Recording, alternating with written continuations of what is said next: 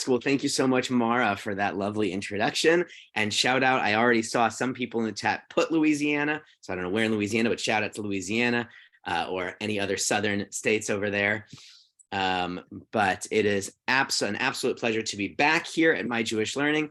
If I have learned with any of you before, thank you for coming and learning with me again and for not letting me scare you away from Friday Torah studies.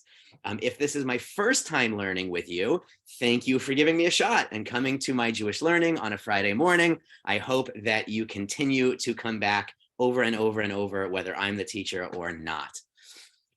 We are going to dive into the Torah portion.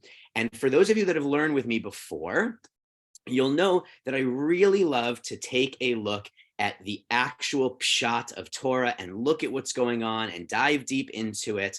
But today's a special parsha because we're at the end of a book. And so I'm actually going to kind of touch on a few points here. I'm going to go a little bit more broad than I normally do. And hopefully the topics that I engage with, you will find fascinating and interesting and want to learn more and more and more and more. And that's my goal for today, is to just give us a taste of that Torah so we can be inspired to dive even deeper. Oh, whoops, that's the wrong slide. Here we go. So I'm going to go ahead and share my slides. Now, I'm also normally on a much bigger computer setup.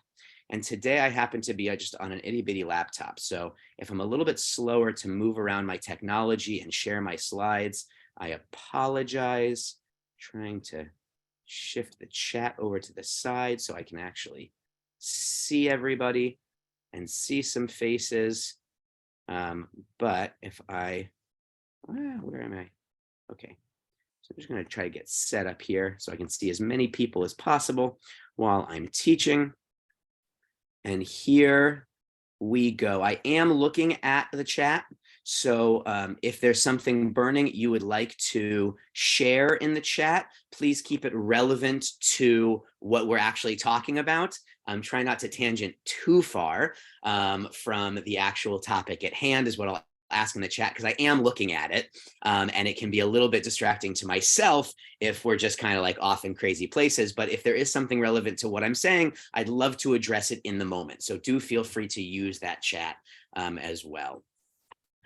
So let's talk about this because we are in Parshat Vayahkhel-Pekudei. And that's not like ki tisa where it just happens to be two words. We're actually in a double parsha. Parshat Vayahkhel and Parshat Pekudei are two separate parshiot that sometimes we read together at the same time. Now, where are we in Torah? We are at the very end of the second book of the 5 books of Torah. We have Genesis, Exodus, Leviticus, Numbers, Deuteronomy. We are in Shemot. We were in the book of Exodus. We're at the very, very, very end. And Moshe has spent the last 40 days atop Mount Sinai, and Moses is ready to come down and relay all of the information that he has received from God to the people Israel. And if you're thinking, but wait a second, Rabbi Feivel, the 10 commandments aren't now, isn't that what happens at the top of Mount Sinai? You're in for a treat because we got to go back and reread a few parshiot, but we will talk about that in a little bit as well. But before we dive into the actual Torah, one of my passions in Torah and Judaism is the Jewish calendar itself. And if you're anything like me, you might be wondering, why is this a double parsha? Why are we reading both Parshat Vayahkhel and Pekudei at the same time? And I'm going to explain because I find it absolutely exhilaratingly fun how this calendar works. The Jewish calendar is a mind-blowing complexity of math from 2,000 years ago. And by the way, there is a source sheet that Mara has just shared in the chat, so feel free to click on that link as well if you'd like a copy of these slides on your own. But because of the nature of the Jewish calendar, which is both a lunar calendar and a solar calendar, it follows both the seasons for the seasons in terms of the sun, but also the moon in terms of the months. We got some weird calculations, and there can actually be anywhere from 50 to 54 weeks, or actually, sorry, 50 to 55 weeks in a given Jewish calendar. 50 to 55 weeks. Now that's a wide range of changing number of weeks in a given year, and that is mostly due to the fact that on a leap year in the Jewish calendar, we don't just add an extra day, we add an extra month. We get the entire month of Adar Bet. And so what that means is that on years where there are not a full number of weeks in the year, we have too many parshiot to read, one per week, and get to the end of the year. If there is a full calendar and we've got all of the weeks possible, then we've got enough. Vayahkhel and Pekudei are going to become separate parshiot. We'll read them separately. We've got enough weeks in the year to fill out our parshiot. The only time Vayahkhel and Pekudei are going to be together is if it's not a leap year.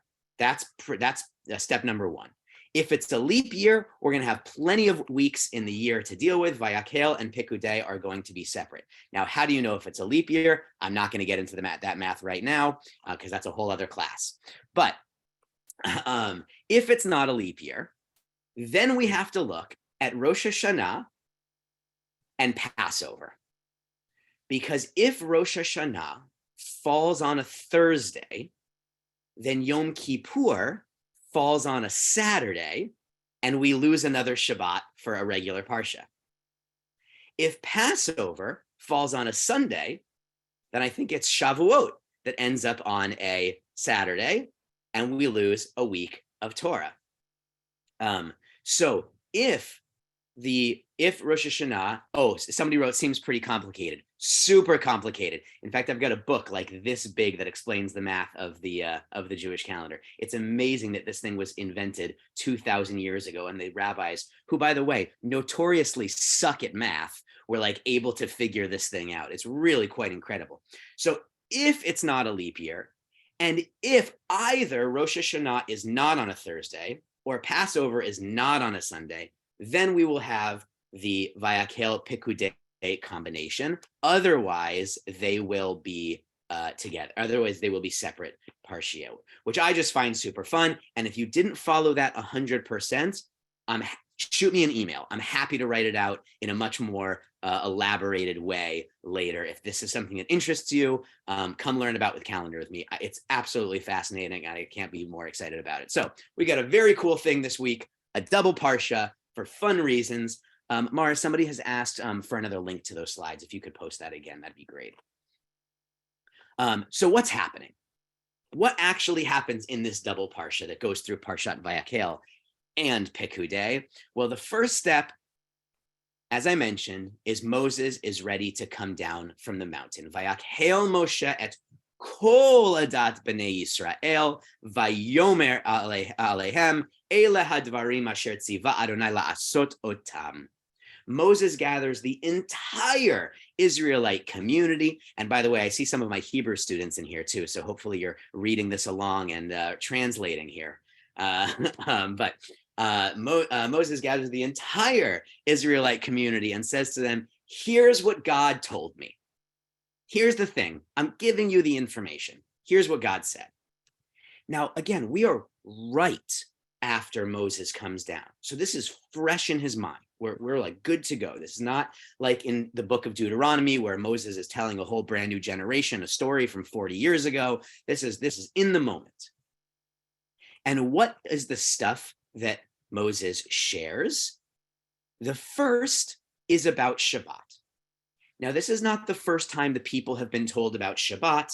This is not the last time they're going to hear about Shabbat, but this is the first thing that Moses shares when coming down from the mountain, which makes me ask the question, well, gee, I wonder what it is about Shabbat that made Moshe put that at the top of the list, right? Moshe could have said things in whatever order he wanted. But we call Moses, Moshe Rabbeinu. Moses, our teacher. Not Moses the prophet, even though he just spoke to God. Not Moses, our leader, even though he is. Moshe, our teacher. And so when we look at the order in which Moses shares information, we can learn a lot, not only about his teaching style, but also that we know there's something for us to learn. So he shares the first step, that 6 days work may be done, but on the 7th day, you have a Shabbat. We already know this, and throws out there, by the way, death penalty for those who violate that. Now, whew, thank God the rabbis have abolished that. You don't have to worry about that because, man, if we were all killed for violating any part of Shabbat, we'd all be in trouble, myself included. Because, life happens. But this was at the time sort of this big threat against Shabbat, really trying to keep the people together. And you shall kindle no fire on Shabbat. One of only 2 commands that we actually get from Torah about what it means to keep Shabbat is no fire. Now, why would Moshe start with this? Because the very next thing he's going to tell us is that we have to start making the Mishkan. And people are going, and Moses knows that people are going to be so excited to engage in this work, and we'll see that in a little bit here. He wants to make sure they understand that even for the work of the divine, even when engaging in building a Mishkan, building God's home, we still need to break for Shabbat. We still need to take a moment for ourselves. We still need to take a moment to breathe and reset. But how are we going to begin the Mishkan? We start with a callback to Parshat Truma, where Moses says, "Kechu me'itchem truma l'Adonai." God says to Moses, take from the people truma, this gift for God, kol nadiv libo, anyone who's willing to do it. Anyone who wants to do it. This is not an order. This is not a command. This is not bring me stuff for the Mishkan. And hopefully we learned about this a couple of weeks ago when we talked about Parshat Truma with whoever was teaching on that Friday. But it's not a command. It's a request. If you feel inspired, bring a gift and we're going to use it for the Mishkan. Now that's going to be really important in just a few slides here, because then Moshe has to explain what their gifts are going to. And I've only kind of cherry picked a handful of verses here. Basically, we've got 3 chapters of just explanation and detail and minutia that's going to go into what these things are. But we start with Et HaMishkan, not only this Mishkan, this tabernacle, which I got to say, maybe somebody can teach me where that word tabernacle comes from. It's such a funky word to me. I have no idea what a tabernacle is when I picture it, but I know what a Mishkan is. And that's what we're building here, a home for God, which includes its tent, its coverings, the clasps, the planks, the bars, the posts, the sockets, all of these details that are going to go into this. I thought about putting up on the screen an image of the Mishkan, but the reality is I don't really know where you can find a good image of the Mishkan, but feel free to Google image Mishkan and see what pops up there. You'll see just how, if nothing else, you'll see how elaborate it all is. There's so many moving pieces to this because it's a mobile home as well. It's a mobile sanctuary. So imagine for yourselves, whatever synagogue you belong to or don't belong to, or is in your neighborhood, or you visited that one time, picture that building, and now imagine you had to take it down and set it up in a new city overnight, right? It's a lot of moving pieces. And what's inside the Mishkan? Some famous items, such as our menorah, the 7-branched lamp, everything that's needed for the lamps, everything that's needed to make the oils, the altars themselves. There's 2 altars, one for incense and one for the actual the burnt offering sacrifices. So we've got a smelly sacrifice and an animal sacrifice, both of which the Torah tells us smells nice when they do them, but that's for a later parsha. So we've got the menorah, we've got our altars, and then we end with the list of items being the priestly clothes. At this point, somebody put in the root of tabernacle in there. I appreciate that. A tavern. That's really helpful. I appreciate that. Thank you, Betsy. So the last thing we get in this list that Moses was given at the top of Mount Sinai is the priestly clothes. Now, this can be a little bit of a mind-melting moment here when we realize we're all the way at the end of Exodus. We still don't actually have priests yet. We don't actually have a Mishkan yet. I know that you just spent the last 4 weeks talking about the priests and the tent and the Mishkan and the things and all the stuff, but it's just God telling Moses at that point. None of it exists yet. It's just instructions. And now, for the first time, Moses is coming down the mountain and telling the people, hey, we need a building, we need leadership, and we need a way to know who that leadership is. And we're going to give them a uniform. Great question. There was a question about Shavuot. Is that for the broken tablets or the replaced tablets? It's a big debated question, to be totally honest. But so I'm not going to give a definitive one there, but it is a good question. And there's also a reference to a midrash here from Midrash Tanchuma about the copper basins that were made from the mirrors of the women. But we're going to get to that in actually just a second here, because who did it? Who actually made the work? Now, there's one name that stands out that gets a lot of credit in our rabbi circles, and when you hear sermons, Vayomer Moshe el bnei Yisrael re'u kara Adonai b'shem Betzalel ben Uri ben Hur l'matei Yehuda. Betzalel, the son of Uri, the son of Hur, who happens to be a Judite from the tribe of Judah. And Betzalel is going to be the main foreman. He's going to be the foreman of the work. And I'm using that word on purpose. There is a link to the slides. We can repost that again. But we're going to use that word foreman because Betzalel often gets talked about as though he himself handled all of the work. But he didn't. No one person could make everything that was needed. And we're going to see exactly what was needed in just a moment here. But he is going to be the foreman. He's going to be the one that oversees everything. We know this because God, and the reason he's singled out is that God tells us that he understood all of the different crafts. It's not that he was necessarily the person who was best fitted to do every assignment, but that he understood what went into every piece. He was a manager. But even the management could not do it alone. And he actually gets a helper. In the very next verse, Hu ve'Oholiav ben Achisamach lemate Dan. Try to name your child that, Achisamach. He and this other man, Oholiav, who happens to be from the tribe of Dan, he's going to be second in command. He has an expert in other types of sources, other types of crafts that Betzalel is not necessarily as good at. And they divide the work of this overseeing. But that's not all. Vayikra Moshe el Betzalel ve'el Oholiav ve'el kol ish chacham lev.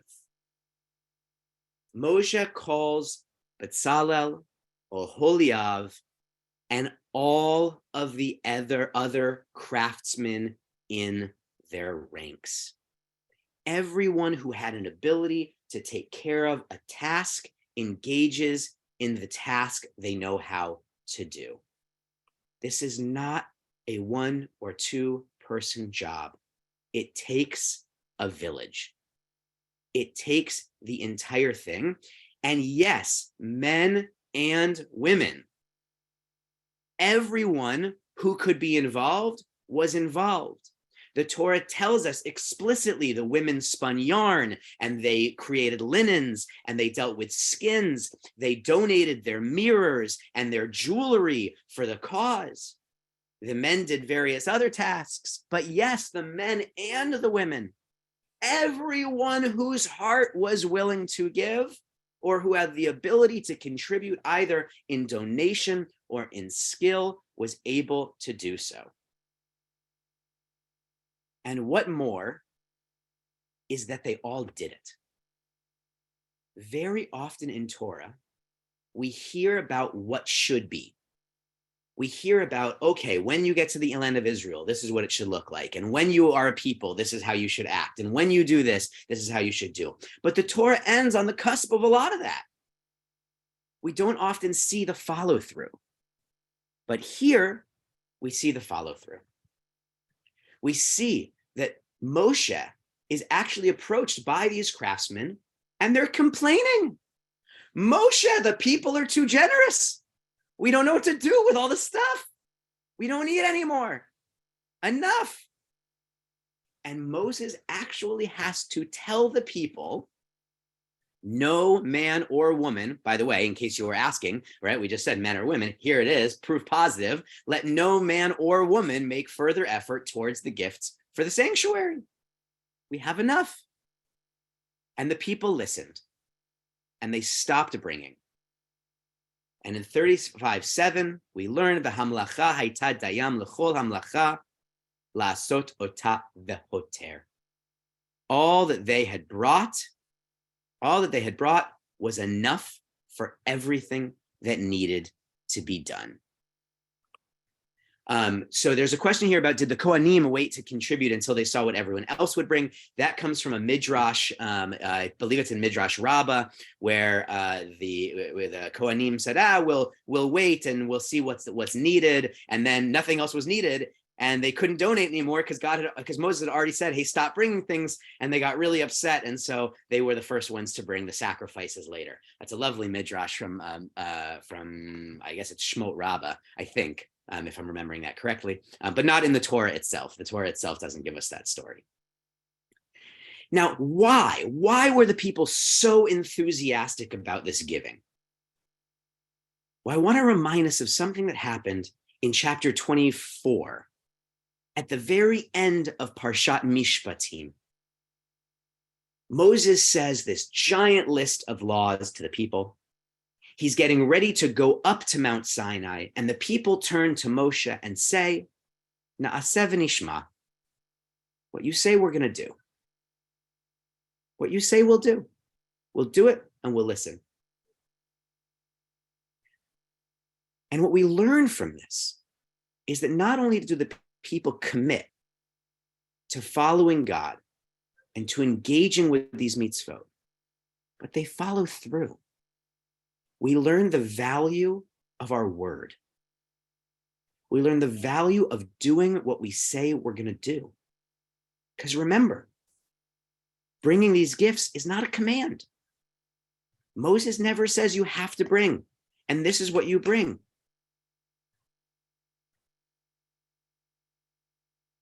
And yet the people are so inspired. They're so excited to engage in this relationship with God that they bring so much that they have to be told to stop. And for the record, the rabbis also teach us that being told to stop, being commanded to stop doing something is just as important to listen to as being commanded to do something. And they listen to that too. So excited to have their relationship with God, to build in this new society together. There was a question here in the chat that I'll just address, which says, has God's command changed with societal progress? Earlier it was said the rabbis abolished the death penalty. So does that happen for other things as well? And yes, part of the work of the rabbis in the Talmud and the Midrash and Halakha and up in Ad Hayom Hazeh, and continuing to go this day, is the work of modernizing Judaism and to understand what God's will is, to understand the Torah in a modern context. And that looks a little differently depending on the different movements, but that's the work of the rabbis, absolutely. So yes, a lot of commands in Torah are given the way they're given for a specific society and for a specific purpose and for a specific time. And absolutely, Judaism has evolved nonstop for the last 3,000 years, essentially. Beginning with the prophets, long before the rabbis even came into town. The prophets had already gotten rid of sacrifices in place of prayer and things of that nature. So absolutely, our Jewish law adjusts and adapts throughout time. But I love what somebody just said, which is, aren't we the same people who are stiff-necked? How did they get this attitude adjustment, right? Here's the stubborn nation. who over and over and over and over again is doing the wrong thing, who's being told to do one thing and then they do the other. And remember when I said we call him Moses Rabbeinu, Moshe Rabbeinu, Moses our teacher? Moses doesn't command them to give. He tells them what is needed. And he lets them open their hearts. And he doesn't say, you didn't give enough. He says, whatever you can give, you give. It's a lovely model that many synagogues have actually adopted in their dues models these days, right? What we call voluntary dues, right? When people feel like I don't have enough to give, we give nothing. But when we say anything you can offer is good enough, and we mean it, and we really mean $1 is enough, people give. And when you have 1.5 million Israelites giving, it adds up. And Moshe presents this in a beautiful way, because he does not start by saying, hey, give stuff. I'll tell you what we're going to do with it later. He says, listen, we're going to need some presents. And here's why. This is all the stuff we need to build. Now, when you're ready, let's do it. And the people start giving, and the work begins. So much work, in fact, so much is gifted, that we are told there is 87,730 shekels worth of gold. A shekel here, by the way, is not like in Israel where it's a monetary coin. A shekel here is a weight. It's a measurement of weight. And one, and again, this is one estimate that we get from the rabbis comes from the Rambam, from Moshe Maimonides. In his Mishnah Torah, in Hilchot Shkalim, he tells us that 1 shekel at the time of Moses was about 16 grams. I did the math for you. Notice my little about symbol, so you don't need to put in the chat, well, actually, Rabbi, it's this exact amount. I know. It's a rough estimate. I rounded, but somewhere around 3,100 pounds of gold. 301,775 shekels, 10,650 pounds of silver, 212,400 shekels of copper, 7,500 pounds of copper based off of Maimonides' measurements here. From earrings and mirrors and tools and pocket change and things they had in the community. Amazing. And we know that at the time, there is also another census taken. There are 603,550 men who are of fighting age, over the age of 20, meaning we can extrapolate that out to women and children, and we're looking at somewhere between 1.5 to 2 million people. And when 2 million people give $1, you have $2 million. Things add up when we let ourselves be generous. And when we mean and truly accept the generosity of what someone can give, and not backhandedly say, well, you can give what you want, but really what I want is $1,000. Right? I often get asked, Rabbi, what do you charge for X, Y, and Z? And I say, nothing. And they say, okay, but what's the suggested donation? Nothing. I meant it. Nothing is nothing. But that's not all. Because once the work is done, Moshe has to acknowledge it. Moshe sanctifies it. Moshe blesses it. They have done the work that God has said, and Moshe acknowledges it. Says, now we're ready to start our personnel. Now we have a building. Now we can start the work that the people need to be doing, that we can hire who we need to hire. And in this case, that is our priests. Moshe dresses and anoints Aaron and his sons and finishes setting up the Mishkan. And the very last verse of our book reads, Ki anan Adonai al hamishkan yomam ve'esh tihiyeh laila bo le'enei chol Beit Yisrael bechol mas'ehem. A cloud over the Mishkan of Adonai rested there by day, and fire would appear in it by night in the view of all of the house of Israel throughout their journeys. If that's not the most uplifting cutscene of a movie that you can picture, I don't know what is. It's absolutely amazing. I want you guys to imagine yourselves there, right? We've got Passover coming up. I know I said it. I'm so sorry. But imagine yourselves there.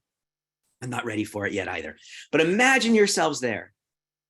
You've given, whether you are a person who would have been the one giving fancy, big, all the jewels, and you made a huge donation, or you're that person who handed in a set of earrings, and that's all you could give. All of a sudden, the work is done. You look off in the distance to see what the professionals have been building with your donation, and what you see is God. You see God's presence in a place you were never previously privileged to see. And you know in your heart, this people are going to succeed. And here we are, 3,500 years later, give or take, succeeding. Now, I still have some time here, and I did that on purpose, because I want us to not just understand where our parsha ends. I want us to understand that when we look deep at each parsha, it is easy to lose the forest for the trees. It is easy to forget that there's actually an order to this Torah, that there's a logic, that there's a lesson, and that the fact that the word Torah means in English, a teaching. So let's take a moment on this high note of everyone's generosity, of fulfilling their promises, of building a home for God and seeing it succeed. And let's look back at the journey thus far. Because we started with Parshat Shmot. We started this book in slavery. And in Parshat Shmot, we go from slavery to still being in slavery. Moses begins his conversation with Pharaoh. Oh, okay. Wait, I'm going to pause here. Because there's a really, really good question. And I really want to make sure I talk about this. So I'm not going to answer it right this second, but remind me, Ginny, if I don't come back to this at the end, just write it again. What is more important, the individual or the community? I've got something lovely to share on that. So I want to address that, but not right this second. And does this parsha mean that all synagogues should be lavishly decorated? So we do have something in the Talmud, a concept called hidur mitzvah. Hidur mitzvah means to beautify the mitzvah, meaning if somebody tells you you have to do something, you have one of two ways you can approach it. You can do the bare minimum, and technically you did it, and you got it by, and you're good, and that's fine. You can do that. But if we have the ability to make it prettier, to do it in a better way, that's better. So should the synagogues be lavishly decorated is a different question than do they have to be. You do not need something fancy to bring in God's presence. You don't. But they didn't build it fancy because God said build it fancy. Well, God kind of said build it fancy, but they didn't build it fancy because they were told, hey, give us fancy things. They built it fancy because people kept donating. But again, we're back in Shmot. We move into Parshat Vayera, where Moses appeals to the Israelites because now they're mad at him. Pharaoh's made things harder for them. Moshe made it worse before he made it better. And we get plagues 1 through 7. We continue down our list, and we get in Parshat Bo, plagues 8 through 10, and we leave. The first commands were given as a people. We've begun getting commands as individuals before, but now we have the very first commands as a people to have a calendar and celebrate Passover. Parshat Bishalach, we actually leave. We take Joseph's bones with us as fulfilling the promise that our ancestors had made to Joseph. And as we're leaving, Amalek attacks and gets defeated. Remember to forget Amalek. Moshe in Parshat Yitro has children, the 10 Commandments, and they're given, by the way, in case we forgot, this is like my own personal little grandstanding here because it makes me so excited when I say this to people for the first time and they're like, everything I was taught for 100 years was wrong. It happens at the bottom of Sinai. The tablets don't happen at the top. It's in Parshat Yitro. Moshe hasn't gone up yet. Those 10 commandments are given to everybody at the same time at the bottom of Sinai. And then in Parshat Mishpatim, while they're still at the bottom of Sinai, they get all these commands: slave ownership, treating one's parents, civil and criminal scenarios, kashrut, Shabbat. 53 commands, according to our traditional counting of mitzvot, happen at the bottom of Sinai in Parshat Mishpatim. And it's not until the end of Mishpatim that the people say to Moshe, Na'aseh v'nishma, chapter 24, verse 7, everything you just said, we will do. Go find out from God what else you need from us, because we're scared of God. You go learn it for us. Na'aseh v'nishma.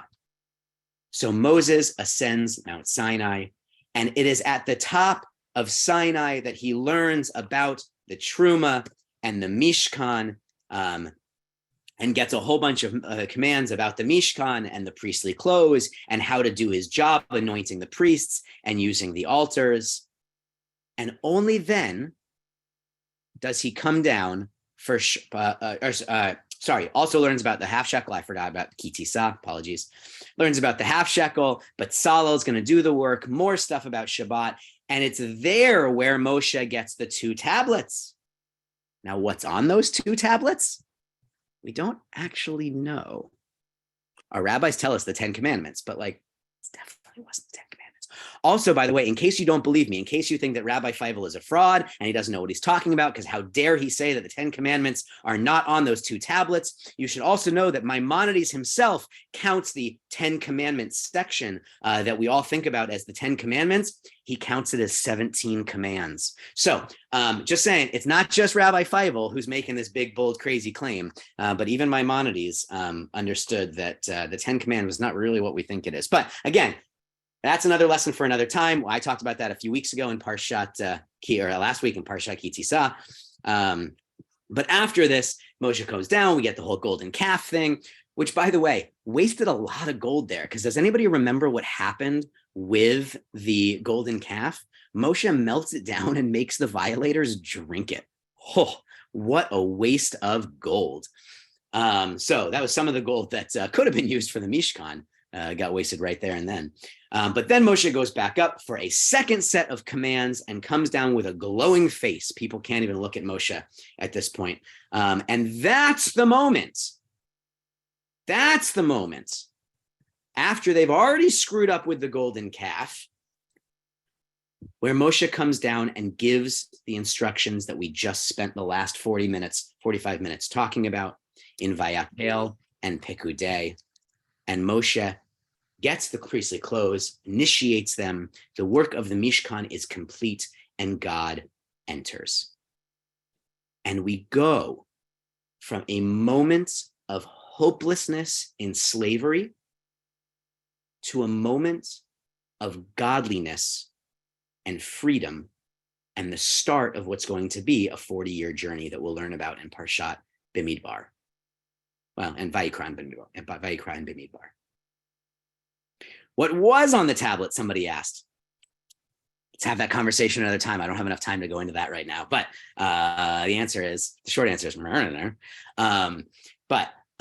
which is my favorite answer, by the way, to anything rabbinic and Jewish is. So I want to end by saying the words that we use to end our Torah reading when we reach the end of a book. And for those of you that are regular shul goers or who listen to a regular Torah reading, you are hopefully familiar with these words. And if you are new to this whole gambit, or you just simply, it's been a while since you've been in shul on a Saturday morning, I will share with you the words chazak, chazak, v'nitchazek. which means be strong, and we will gain strength. We will become stronger. Now, what I love about this phrase, which is taken, by the way, it's this word chazak v'nitchazek actually appears multiple times throughout Torah. The word nitchazek is also seen in the second person third person masculine. Yitchazek is what happens when when Jacob on his deathbed sees his son Joseph come into the room, Vayahkhel-Pekudei, and he becomes stronger and is able to sit up and address his son. It is the strength of others that gives us strength, according to this phrase, chazak, v'nitchazek. And here's why I love this. Because when you're in Torah, and actually my real first Jewish job was as a Baal Koreh, so I get the pleasure of reading this regularly, is when you are in services, what happens is that the community says chazak v'nitchazek to the Torah reader, and the Torah reader repeats it to the community.